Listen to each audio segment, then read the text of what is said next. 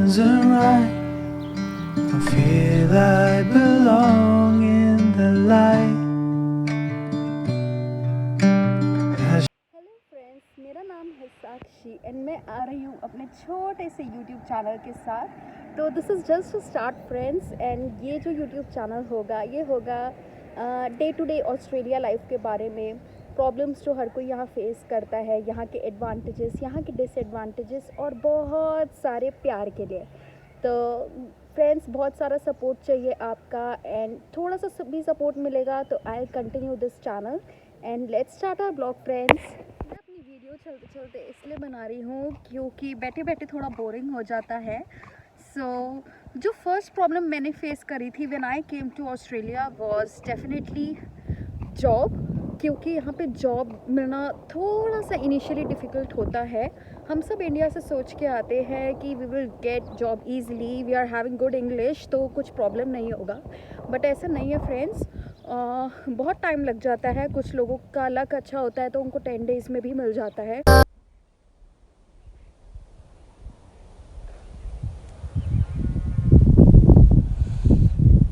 So the second problem which I faced in Australia was food. So obviously food हम Indians की जान होती है, एंड फूड इज़ समथिंग जिसके बिना हम नहीं रह सकते हैं, बहुत ज़रूरी होता है स्पेशली हेल्थ मेंटेन करने के लिए। तो जब मैं इंडिया से आई थी तो मुझे बेसिक कुकिंग आती थी, एंड मैं सबको यही सजेस्ट करूँगी, चाहे वो बॉयज़ हो या गर्ल्स हो, जितने भी स्टूडेंट्स या जितने भी डिफरेंट वीज़ाज़ पे आ रहे हैं, they should at least learn how to do basic cooking. Because अगर आपको बेसिक कुकिंग आती है तो आप खुद का पेट भर सकते हैं।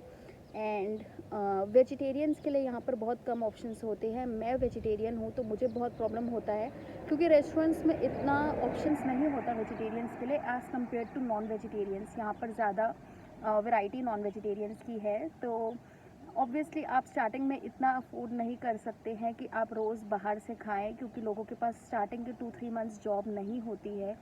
तो अगर आपको खुद थोड़ी सी कुकिंग आती है तो आप घर पे बना सकते हैं। तो यहाँ पर इतना ग्रॉसरी इतना एक्सपेंसिव भी नहीं है कि आप अफोर्ड ना कर पाए। अगर आप बाहर से खाते हैं तो ऑब्वियसली आपको ज़्यादा एक्सपेंसिव पड़ेगा। अगर आपको बेसिक कुकिंग आती है तो आपको इतना इशू नहीं आएगा।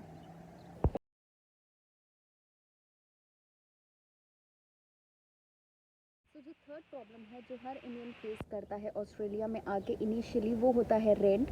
ऑब्वियसली स्टार्टिंग में रेंट अफोर्ड करना बहुत मुश्किल होता है। तो मेरा सजेशन यही है कि अगर आप पहले से ही आ रहे हैं, किसी से फेसबुक पे कनेक्ट करके आइए, किसी से ऑलरेडी अकोमोडेशन बुक करके आइए एटलीस्ट फॉर 1 मंथ, ताकि जब आप यहाँ पर आए एयरपोर्ट पे तो आपको पता हो कि आपको कहाँ जाना है। क्योंकि जितने भी लोग होते हैं, आई थिंक उनमें से मोस्ट स्टूडेंट्स को तो पता ही नहीं होता कि उनको जाना कहाँ है एयरपोर्ट पे आके। They don't have anyone. तो अगर आप पहले से ही बुक करके आ रहे हैं तो आपको पता होगा एटलीस्ट एक एड्रेस कि आपको कहाँ जाना है।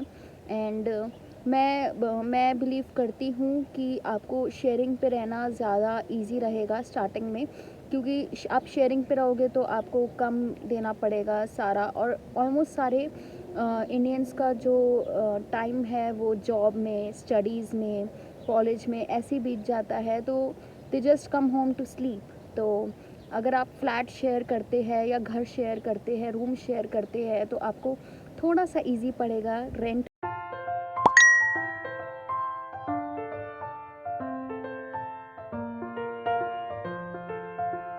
सो फ्रेंड्स, जो फोर्थ प्रॉब्लम मैंने फेस करी थी when I came to Australia was driving. So yes friends, मुझे ड्राइविंग नहीं आती थी तो मुझे बहुत प्रॉब्लम्स फेस हुई थी।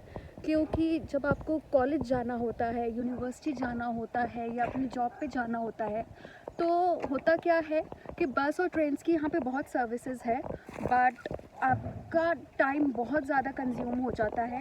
क्योंकि बस trains they comes in every 15 to 20 minutes. तो हर किसी के पास यहाँ पे इतना टाइम नहीं होता, स्पेशली स्टूडेंट्स के पास, क्योंकि उनको फ़ीस भी निकालनी होती है, स्टडीज़ भी करनी होती है, असाइनमेंट्स भी बनाने होते हैं। तो अगर उनको बेसिक ड्राइविंग आती है तो वो यहाँ पर आकर कार अपनी ले सकते हैं एंड देन ड्राइव कर सकते हैं, ताकि उनका थोड़ा सा टाइम बचे।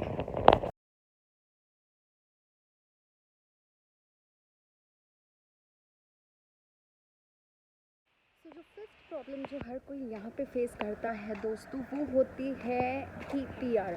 ऑब्वियसली फ्रेंड्स, जब आप इंडिया से बाहर आते हैं तो जब भी आप किसी कंसल्टेंसी के पास जाते हैं इंडिया में अपना वीज़ा लगवाने, मेक श्योर आप उनसे पूछिए कि आगे उसके पीआर प्रोस्पेक्ट्स क्या है, क्या उस कोर्स में जाने से आपको पीआर मिलेगी, क्या उस कोर्स में पीआर है, क्या वो स्किल असेसमेंट में आती है।